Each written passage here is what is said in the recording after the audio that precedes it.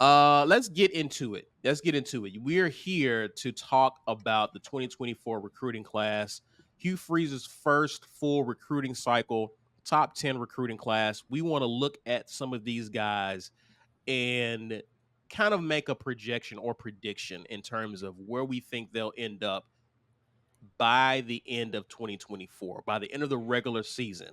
Will they be a starter? Will they be on the bench? And by bench, we mean a contributor. Like they have burned their red shirt, even though they're not a starter, right? Or will they be redshirted? And I guess there's some nuance there. Like, will they ever even see the field as a red shirt, or will we see them for about 2 or 3 games? Yeah, you could play 4 games and then Yeah, you can play in 4 games and then be redshirted.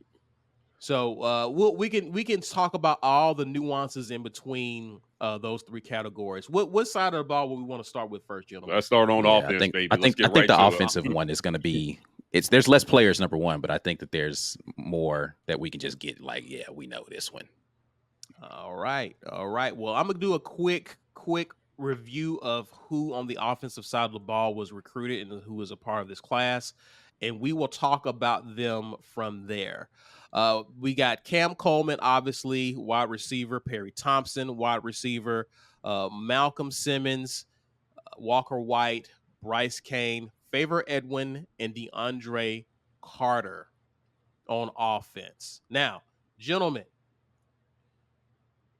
let's start with Cam Coleman. Yeah, he's going to be a starter before the end of the year. Like, I just don't even. Is he? And he's pretty much a day one probably starter. Day one. So, yeah, they might have a Game of Thrones type announcement for Cam of House Coleman, first of his name, king of the SEC kingdom, protector of the 50-50 ball, lord of the wideouts. He starts pretty quick. Yeah, pretty easy with him. Yeah. Perry Thompson. Okay. What about Perry Thompson? Hear me on this, right? I'm going with bench.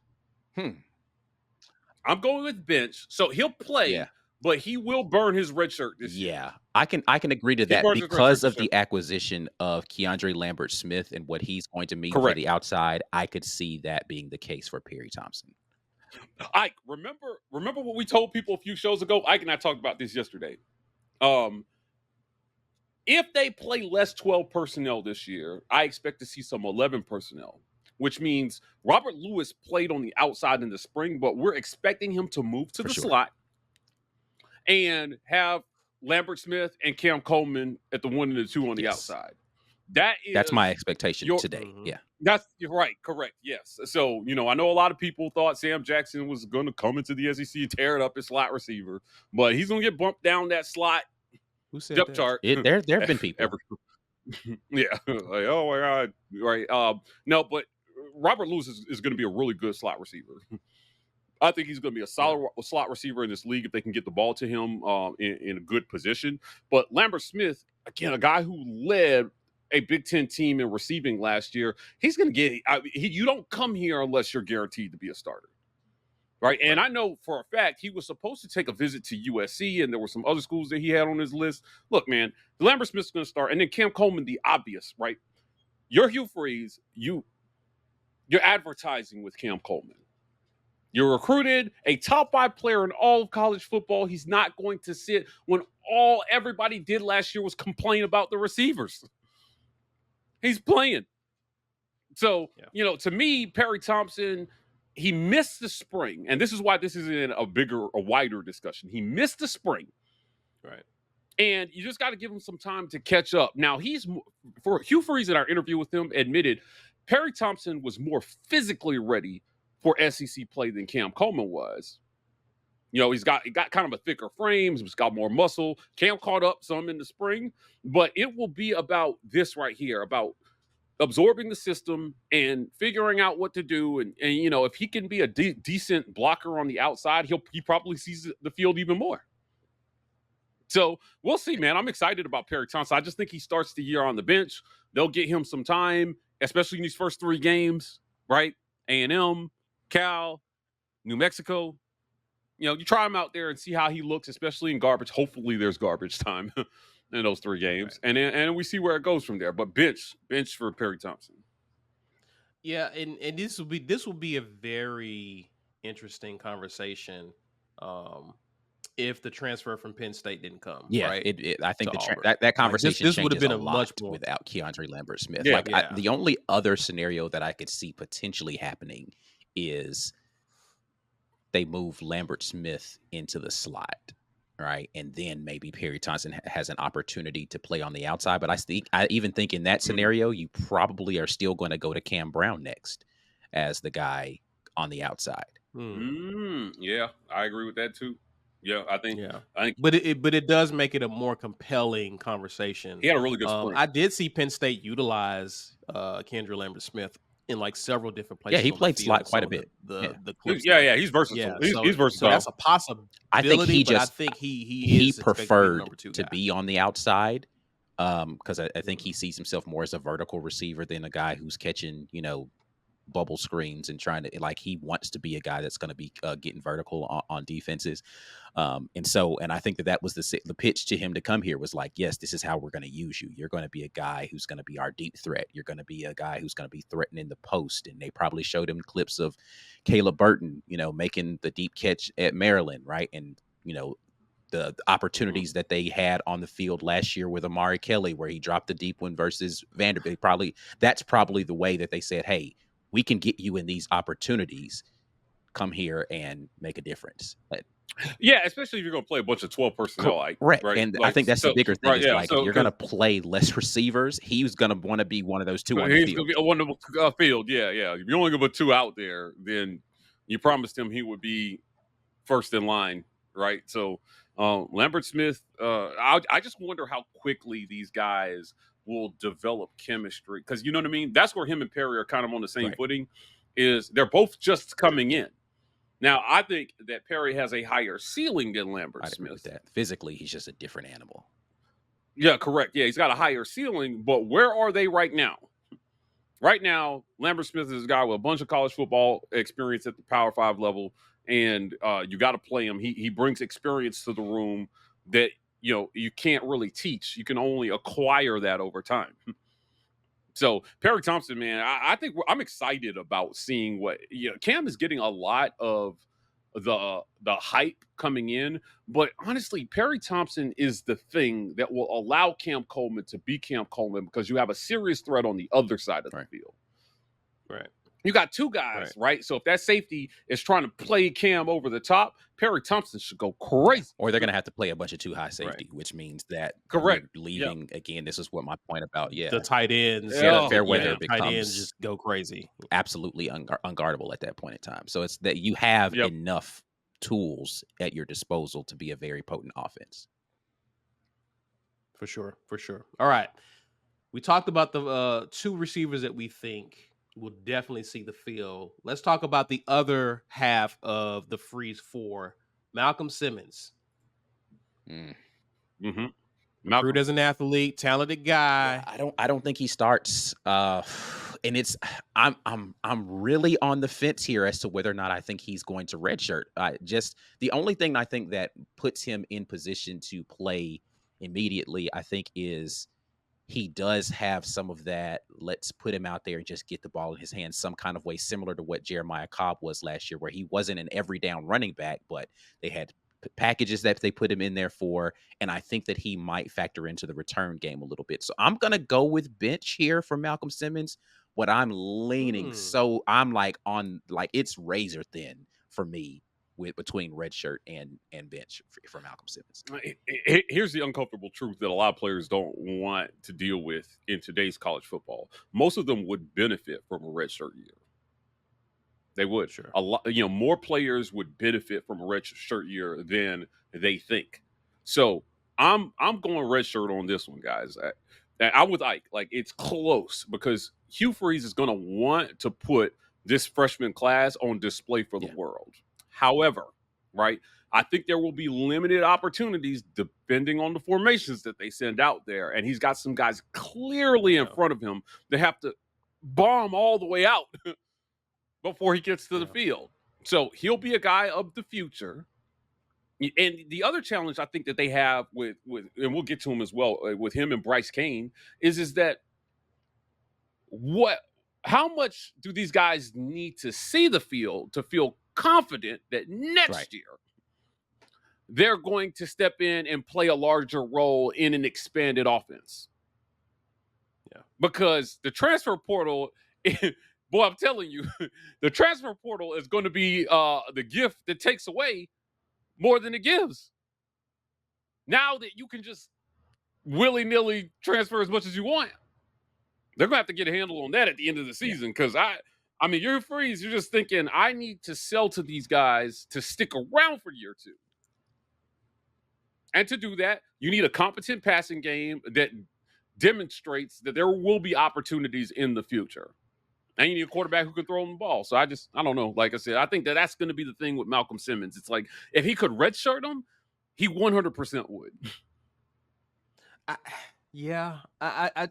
think there's a fair point. I like the point about special teams because to me, that's where I could see him getting onto the field, but where on special Kick return, teams more than likely.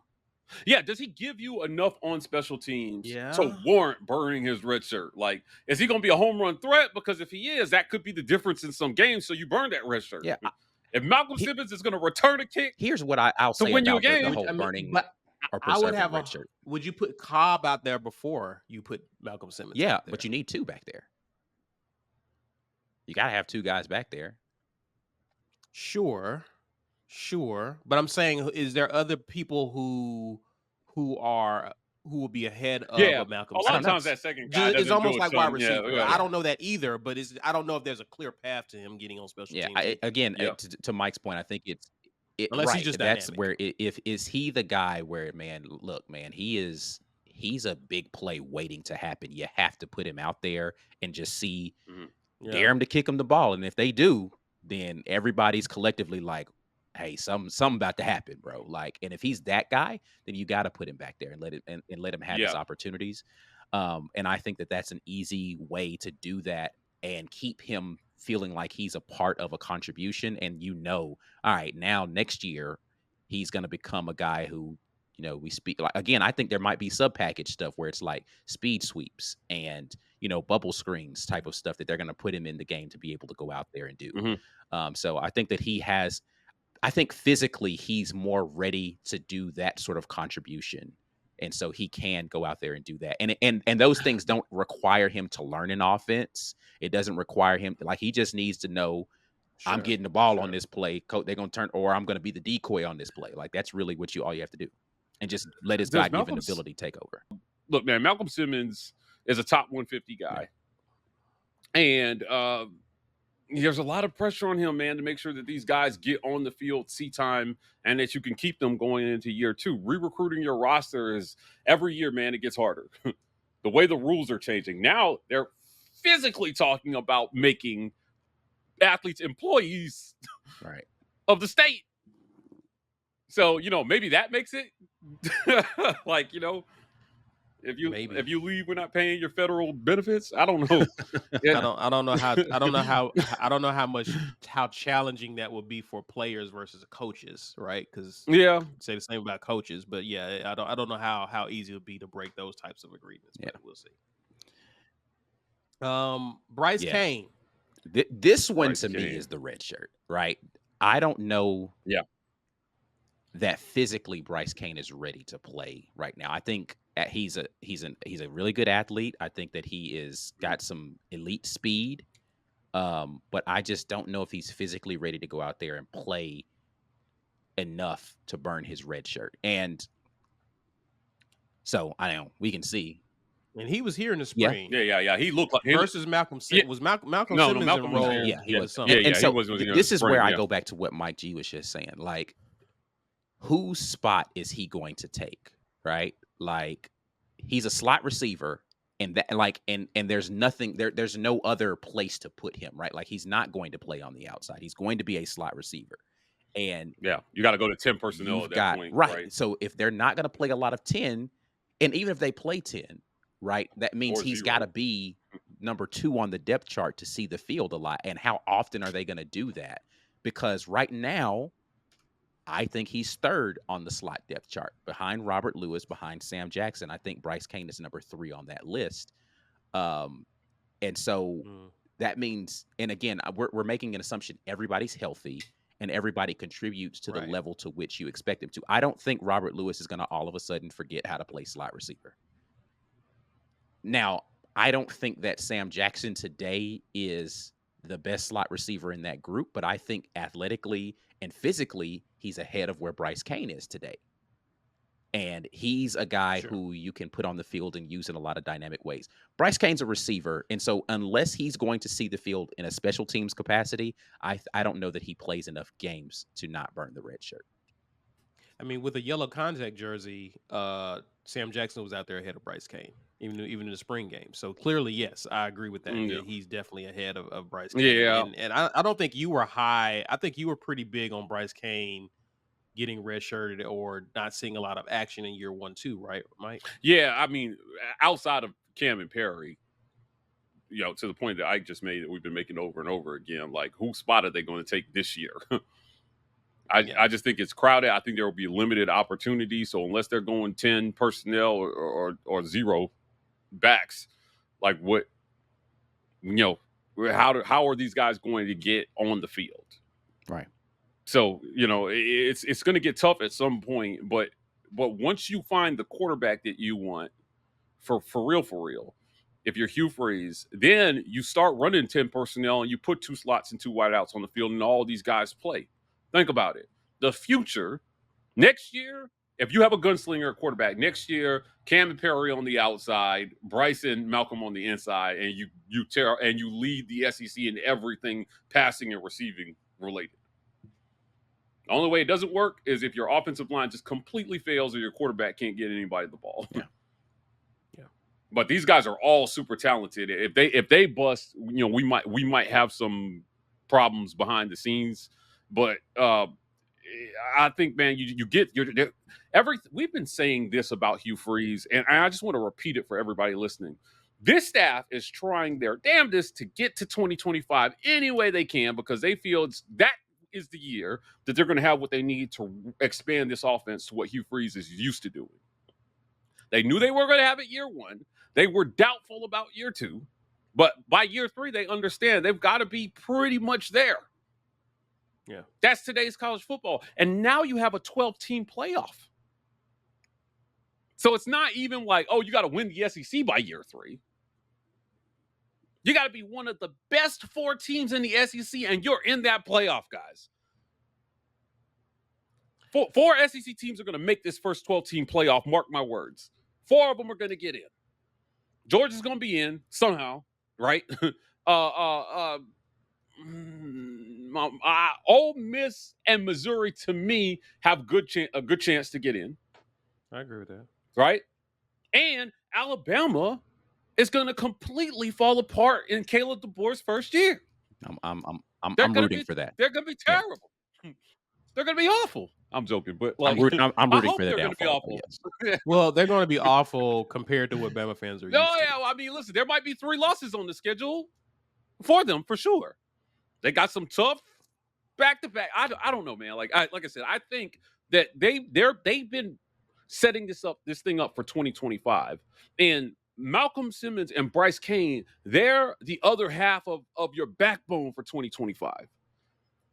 Cam and Perry immediately, because you need them to be monsters already going in to year 2. But Bryce and Malcolm will have a chance to come in smarter, more physically ready, fully understanding what's expected of them.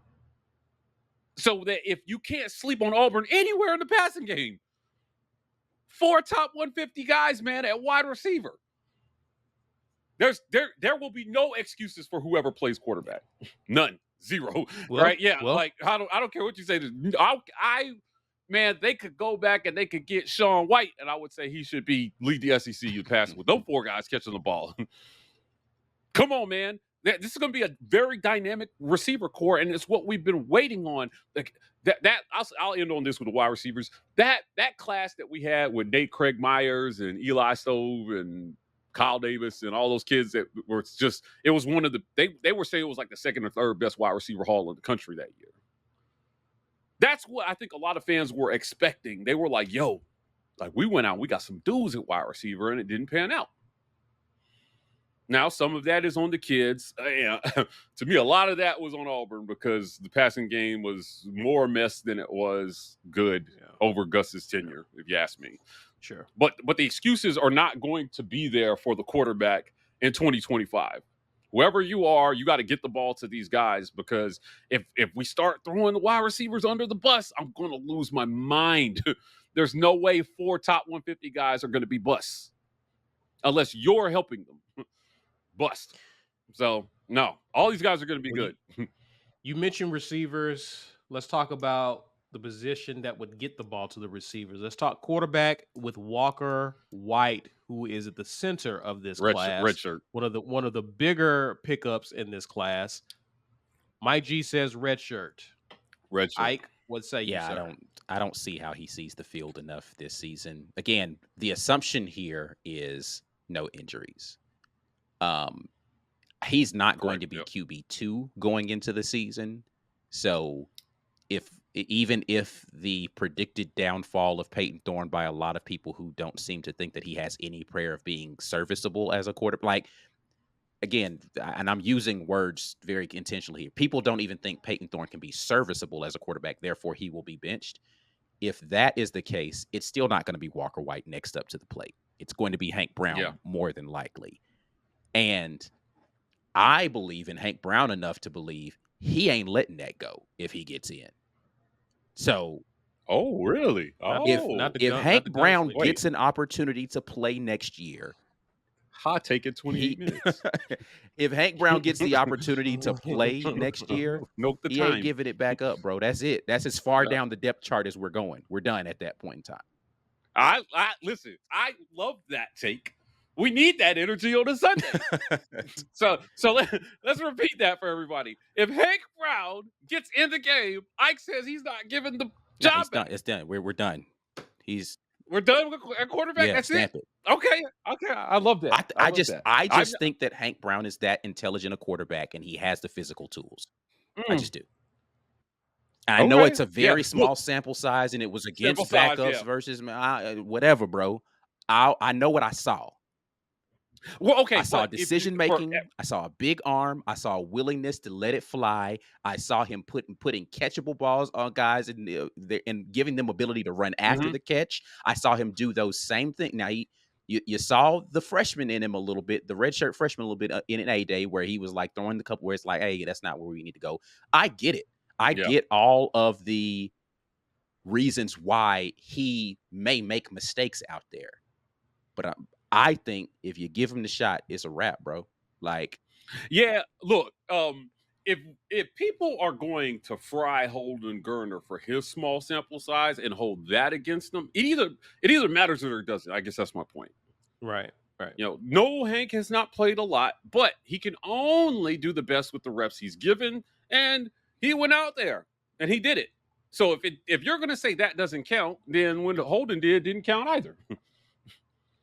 That's how I feel. It can't only count when it's bad. He went out there and he did well. He got, what did they give him, 9 throws? Yeah, I don't remember how many. He completed he completed 7 of them. For over 100 yards.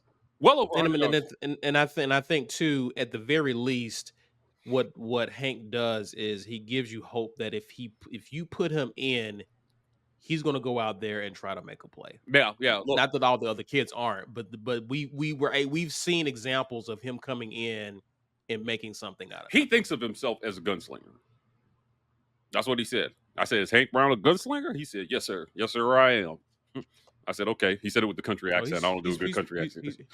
He's proven that. Yeah. I think he'll sling it out there, and then that throw to Cam Coleman on A-Day, to me, exemplifies what you should expect Hank Brown to be. He said, I was watching, I saw the safety set his feet, and I was like, uh-oh, you don't want to do that. I know where I'm going with the football. And then he laid one out there that Cam could catch. I think that's what a lot of people thought Peyton Thorne would do last year. Because he that 40-yard deep ball, he's thrown fairly well during his career. So you should see some of that, and I don't know. Like I said, it's hard to talk about this in terms of like injury. So like we don't really talk about that how he gets to the field. Yeah, like I said, I'm how only going with the scenario that Peyton Thorne doesn't play well and they bench him. If they that bench him, happens, I think once Hank gets in there, then there's your do you quarterback. do you, Either way, Walker Yeah, he's redshirt. White is Yeah. redshirt. yeah, he's redshirt. Wait, do you think though that it will matter when he gets the job? Like, you know what I No. mean? Like, if he has to come in versus Georgia, I think that he's gonna be there. I think they're going to have leniency on him if he has to come in a bad spot. I don't think you penalize him for being an emergency QB. So and this isn't a forecast of how well he plays. This is me saying he plays poorly against Georgia. That doesn't mean that he's not a good quarterback, because I think he's going to light it up in the future. They're not going to pull him out at the Georgia game and say, all right, well, somebody else go in there and save us. Like, no, it's just going to be, we're going to ride it out with him. All right, so we're saying right, Walker guys. White redshirt, but I think that the scenario you're talking about has implications for Walker White headed into 25 and beyond, Sure. right? Like, because if Hank's young, so if he plays well and you're Walker, not only are you redshirting, but you might not see the field for another year or two. Very true. Sure. All right, gentlemen, let's get to the last two. These are offensive linemen, Favor Edwin and DeAndre Carter. What say you guys about Favor Edwin? I think Favor Edwin redshirt. I think he redshirts. Yep. I think DeAndre Carter redshirts, actually. I'm on the fence about Carter in terms of bench. Now, we saw some we saw some people have to step up. Same way Connor Lew kind of got thrown in to the starting lineup last year. I'm not sure the O-line is deep and experienced enough that we could write off. Yeah, that we could write off. Yeah, like, I mean, again, injuries happen on that O-line. As a matter of fact, it was injury that got Connor Lew in last year, wasn't it? Jones got injured, yeah. Right? Yes. Yeah, and so I don't know. Offensive line has been a hot topic since the days of Bo. And I think that they will try to bring him along as quickly as possible to make sure that he's ready to play. And I could foresee a lot of scenarios where he's needed this year. Yeah, I would say redshirt for both. The only reason this becomes more of a thing for me is because he wasn't here. If he were here this spring, I'd probably be a little more inclined to, okay, he's going to see the field a little bit more. The only other thing I'll say about this is we haven't seen the emergence of anybody at the tackle positions that we're like just a wow about, right? And if he can play tackle in the SEC, then he may get an opportunity this year to do that. But yeah, I'm going to go redshirt as of today. I'm going to go redshirt as well. Again, Auburn has brought in some young guys over the past year or two. I'm thinking of guys like Dylan Cinda. I don't know what he turns into. You got Clay Wheaton. You got a few guys who've been in the system a little bit longer, who are young, talented. Very possible injuries. You just never know what'll happen. But yeah, as of now, I would say redshirt for both of those two linemen. Definitely want to hear from you guys, especially if you're watching on replay, to hear your thoughts about this. Also want to thank show sponsor MANSCAPED. Speaking of Father's Days, fellas, if you haven't purchased the Father's Day gift yet, you need to. Today's episode is brought to you by MANSCAPED, the leaders in below-the-waist grooming. Maybe your pops has had a bush since the 70s. That's okay. Our friends at MANSCAPED have crafted the total package for his special day, whether it's for the boys downstairs, his beard, or even the best pair of underwear. They do underwear. MANSCAPED has his bases covered. Head over to manscaped.com and get 20% off plus free shipping with code RAPPORT. From daddy to zaddy, trust MANSCAPED. For full episodes, make sure you head over to the War Rapport's YouTube channel and check out the Weekend Tailgate. Every Sunday, we're going live. Join us on the live stream at 1 p.m. Central Standard Time. Until the next time, War Eagle.